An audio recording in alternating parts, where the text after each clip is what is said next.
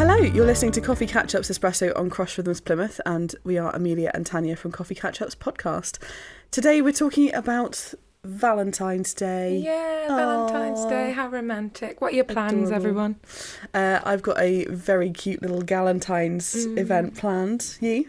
No plans as yet, No. so I'm available for those listening who want to take me on a date.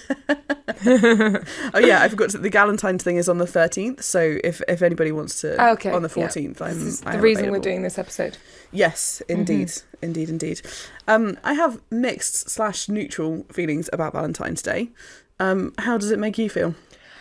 I don't really care anymore. I think No. I cared when I was younger a bit more about Yeah. what my plans are, and when you're at school, like who's getting a card and blah, blah, blah. We used to get roses and stuff from the boys' school. Did you? Yeah. Oh, that's nice. I say we. I never got one. Oh, no, nor I. I've had a few cards over the years, but yeah, no, it's not really something that I care about massively. I also, when I have been in relationships and Valentine's Day has come along, like it's a nice opportunity to just hang out and spend time together. Yeah, sure. But I've never actually ever been on a date on Valentine's Day because the prices are always more expensive. So we was like, we'll do a Yes. Valentine's Day on the day before or the day after, and then Sure. just all like a meal in and on the actual day. Because one, there's just like it's hard to get a table, you have to be super organised, and it's more expensive and that kind of thing. Yeah, I mean it is pretty commercial as well, isn't it? Would you say it's too commercial? Oh, good question. I don't know. Let me give you some stats. And you can make up your own mind. It's almost like we've prepped. I love stats. Okay, so these are UK-based stats, because at first when I put it into Google, it was all American. I thought that won't do us. So the total expenditure people spend in the UK is 1.5 billion on Valentine's Day. 1.5 billion. That's the whole of the UK. That's still much higher than I assumed it would be. Crikey. Averaging around, apparently, every person averages, once they take the average into account, £52 they spend every year on Valentine's Day. I don't think I've ever spent that much. No, I mean again, I've not really been with anybody for Valentine's Day ever, but I suppose if you take into account like a meal, then that could be easily fair done. enough. Yeah. And approximately 3 in 5 Brits celebrate Valentine's Day. Okay, fair. So that, the most likely generation are the younger generation. So the Gen Zs are most likely to celebrate Valentine's Day. 79% of them doing something on Valentine's Day. Now here's the fun. Every year, on average, we send 25 million Valentine's Day cards.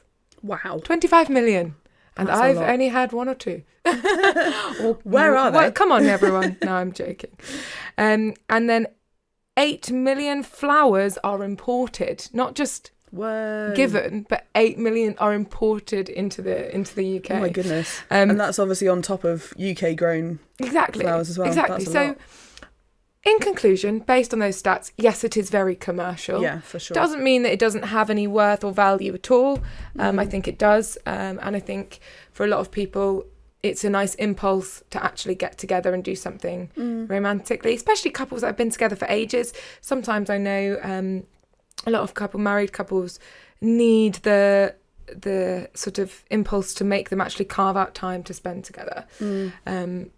So I think it has worth, and also is incredibly commercial at the same time. Like, Yeah, for sure. the price of flowers just rockets up around that time, I know. doesn't it? Crazy. But as a single person, I do quite enjoy the next day when all the chocolate and the flowers are discounted. Oh, that's genius! It's so I've good. not done that. Like, I don't tend to go and buy loads, but it's like, it's quite nice if you're just kind of feeling a little bit, not that I usually am, but like if you are kind of feeling a little bit single around that time, it's like, I get the discounted chocolate. Yay. Genius. I can't believe So I've never good. done that. Have you not ever? No, I've never gone in and gone, I'll tell you what, the day after the Valentine's Day chocolate I've done that for Christmas chocolate. Yeah, sure. Absolutely chocolate. I got Mate, you've got to get on it for Valentine's Day. I do. I've already got next year's Christmas chocolate decorations. Do you ever get them from Cadbury's? The ones that you tie onto the tree? Well, I've got them for next year already. Because Will it not be a bit weird by next year? No, chocolate's got enough sugar in it. It'll be grand. I'll let you know. Sure, I'll keep you fair. updated next year if they're weird. Let me know how it goes. For 25 pence. Boom. 25 pence. Okay, Yeah, fair. okay. Worth I mean, it. come on. Absolutely worth it. Yeah, even if they are bad next year.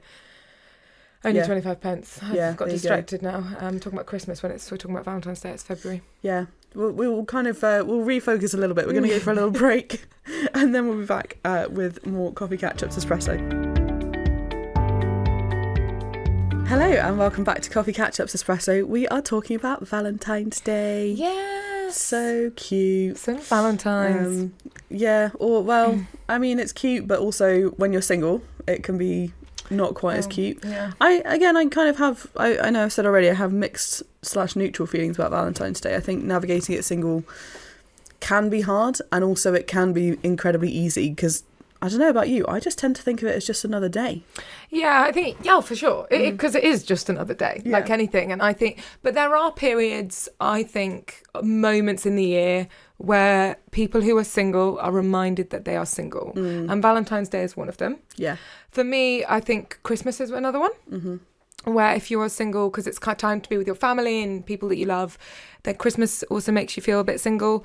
And weirdly for me, my birthday. So those are the 3 days of the year that I'm like, okay, these are the times where I need to, if I am single, protect myself and prepare myself for the feeling. And I think when I say it doesn't bother me now anymore is because I prepare myself for it and I'm not bothered, and I take it like it's just any other day. Sure. Whereas when I was younger and single, it would bother me more. Not so much Valentine's Day, I guess, but I would have sort of, I really want a card, or I want somebody to, profess their love for me. Yeah. Not really. Although I still have a mystery. I have a mystery Valentine's Day card that I still haven't worked out from years ago. I still have no idea who sent it. I think I remember you talking about this. Was this a couple of years ago? This was like 3 years ago. Yeah, I remember you talking about it. And I was like, I felt like a teenager again. Yeah, still no idea. But anyway. Yeah. So no, genuinely it's difficult to be single in a time where everyone's talking about relationships. There's loads of posts on social media about, this couple and that couple. How do you cope? You say that you don't tend to mind, you just treat it as another day. Is there any strategies you can give somebody who perhaps actually doesn't feel like that and really struggles with Valentine's Day?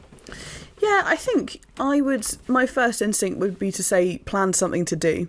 If you haven't got any Valentine's Day plans, just do something that you enjoy. I think it's a Saturday this year as well. So if particularly if you're not working, you have got a chance to do that and say, look, I'm going to do something that really kind of fills my cup today. For me, I'd be like, well, I'm going to go read in a coffee shop, or going to go for a really good walk, or plan to meet up with some friends who also might be single or might be kind of not having plans. Again, like I said, I'm doing a Galentine's Day thing this year on the 13th, which is going to be super fun. We're doing this sounds super bougie, but we're doing sip and paint this year. Sip and paint. So you basically don't get those two things confused. Don't sip your paint. No. Do not sip the paint. That's not what we're promoting. But I found some really sweet like mini paint by numbers kits that come in like packs of 6. And so we're just going to kind of like have a bit of a girls' night, do some paint by numbers or any other kind of craft project that people want to do. And then the idea is that everyone also brings a bottle of something alcoholic or non-alcoholic up to them that would be nice to drink. And I'm going to do some dinner. It's going to be really fun and just kind of have a bit of a girls' night. So yeah, that's kind of what I'd say. But I think in terms of, I think what I find hardest about it is the run up to. It's the hype that comes around Valentine's Day, and it's not the day itself necessarily that I find super hard. It's the run up to it when, like we said, we've got lots of people kind of pushing, being with the person you love and getting together and them doing nice things for you and you doing nice things for them. And I think that for me is the most difficult bit, that actually like it's not the day itself doesn't massively bother me, but it's the run up to it. And so I think it's kind of hard to know how to recommend to cope with that, because I think everyone's experience of singleness is different, and some people really enjoy it. Like I think both of us actually, we both go through like waves of feeling absolutely fine with being single and then waves of really not being fine with being single, and it fluctuates on quite a regular basis. And some people hate it all the time, some people love it all the time and never want to be with anybody. But I think planning something for the day that you can look forward to is actually the best thing that I can recommend. When I was a student, I used to call it I Love Me Day. Love if it. I was single. That's so fun. Because a lot of my friends at the same time were single, student life. And would take the mick out of me, like on Valentine's Day, taking a selfie, being like, "It's I love me day." But I think there's something helpful in that of going, okay, if you're single, then the person that you're pouring your time into is actually your own self. Not in a selfish way, but in like a self-development way. So actually if you planning something to do on the day is really helpful, but also doing something with just you, like something you love to do, can also be amazing. Bit of self-care, but yeah, it is hard, and I think we all need to remember that that there's someone who has something that you would like, or you have something that someone else would really like. Yeah. So whether that's around Valentine's Day, you're in a relationship and single people would love to be and are not, whether it's around Mother or Father's Day, where people who can't have children find that day really challenging, whether it's Christmas, people can't be with their families and they want to be, whether it's you've got a big promotion, you've bought a car, you've bought a house or whatever. I think it's fantastic to celebrate the wins. Absolutely, you should celebrate the fact that you're a new mother or not a new mother, you've been a mother for years, or you've got a new house, or these are fantastic things to celebrate. But we all could do with sometimes having a bit of humility and kindness to see those around us who are struggling with that. Yeah, totally. To when you're having a conversation with a friend about how amazing your new job is and they're been made unemployed, be more just be respectful. And then also, as a single person, I will around Valentine's Day intentionally spend time with other single people. It's a good thing to do. And also celebrate the people who are in relationships. So you can do both at the same time. But it's really just checking with yourself, is going, actually, how am I doing? Am I okay? If I'm okay, then it doesn't bother me. But if I'm struggling, if I'm having a moment of real sadness or weakness here, then I'm going to protect myself a little bit more and just take a step back from the couples for a week, and then I'll be back. Yeah, kind of absolutely. thing. I really like that. That's a really good way and to make see yourself it. some good food. Nom nom nom. Oh, absolutely. Let's go. So and good. then also remember the commercial stats that I just read out, and thinking, oh, well, at least I haven't had to spend £52 on a partner this year. Boom, sorted. Exactly. £52 money in the bank to spend on yourself. Exactly. Amen to that. I love it. I love it. I love it. What is your best Valentine's experience? Weirdly, the last 2 Valentine's Days, I have done the same play. Oh, really? So last year I was doing... So 2 years ago I was doing fairy tales, fables and other assorted nonsense. We were on tour in Cornwall 2 years ago. And then in February, just happened to fall in the same week as Valentine's Day. Last year was on tour as well. I can't remember where. So the last couple of years, I've actually had the best Valentine's Day because I've been doing one of my favourite plays, which is just so silly and so much fun. And so I've been working and really enjoying it, and then been on tour with some fantastic mates. So I haven't really noticed Valentine's Day, but that weirdly was my best Valentine's Day. However, I also remember this Valentine's Day we did with some girlfriends. We just went to Spoons on Valentine's Day. A lot of us, most of us had partners at that year, but they were just working, or we were just busy and we were doing our romantic stuff another time. Yeah. So we just thought, let's go and have a kind of few drinks at Wetherspoons in Tavistock. And then behind us was this couple they were having a great Valentine's Day day, because they were making very public displays of affection behind it. This is awful, don't do this, kids. But we made it our mission to get the most hilarious selfie with the most hilarious caption that we possibly could, with this couple making out in the back of the photo, and it just was really fun. It was just a great night. Hilarious, but really, officially really we can't condone this kind of behaviour. No, you absolutely can. I think you can. I think someone's being inappropriate. On the radio. Take a selfie with it. It was good fun. It really was.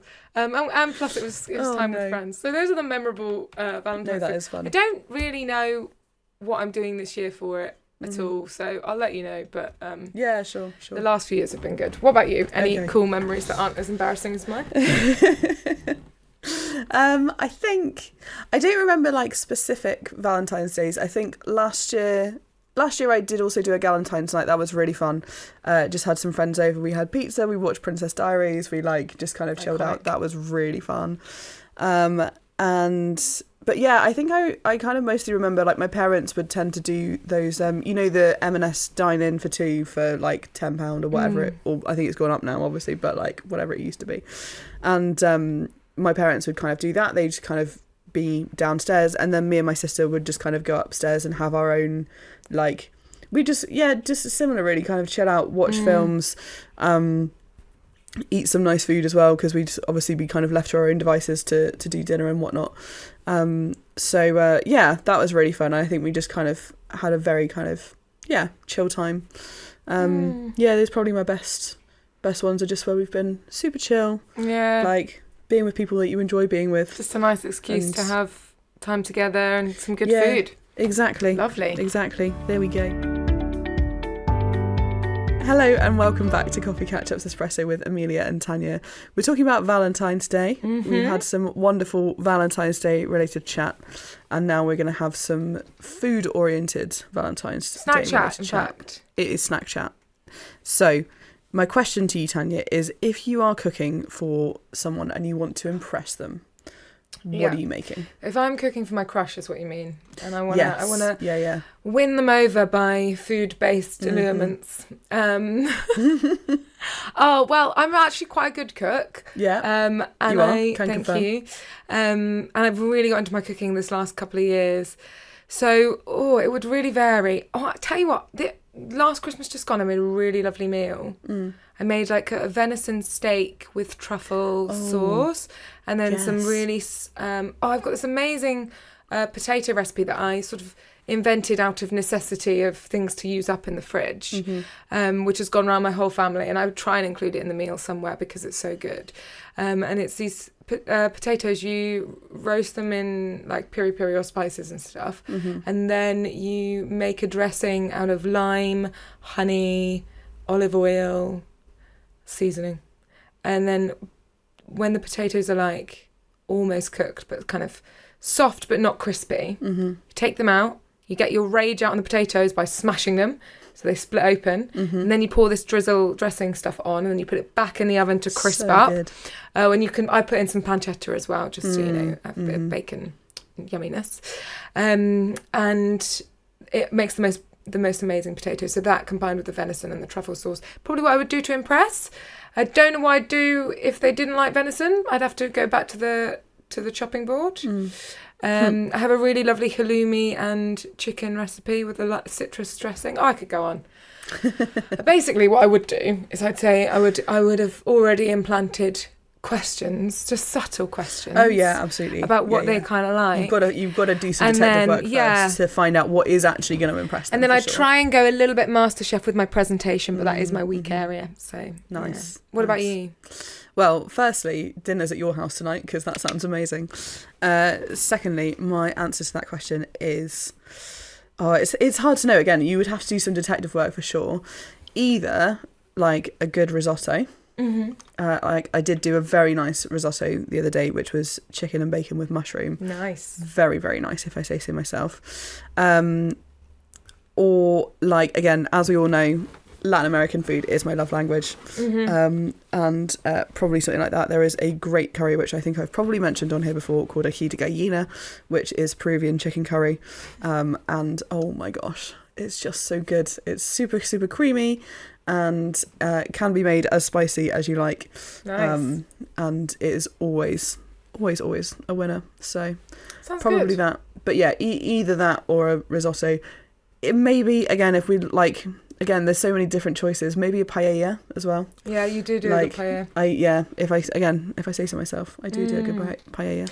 My uncle who lives in Spain, he has one of those massive paella dishes and paella ovens. Paellera is the word for the pan. Oh, okay. Yeah. Oh, okay. I didn't know that. But yeah, there we are. You learned something new. Yeah, there you go. I've got the pan. I've not got the. It's like enormous. It's like the size, almost like take up half the studio. Oh yeah, some and of it them are goes in the absolutely massive. outside. They have like an outside oven specifically for those. It's incredible. Oh, so good. So good. I'm getting hungry now, so we are going to tap out, but it has been super, super fun. Thank you so much for listening to Coffee Catch Ups Espresso, and we will be back with you same time next week. Goodbye.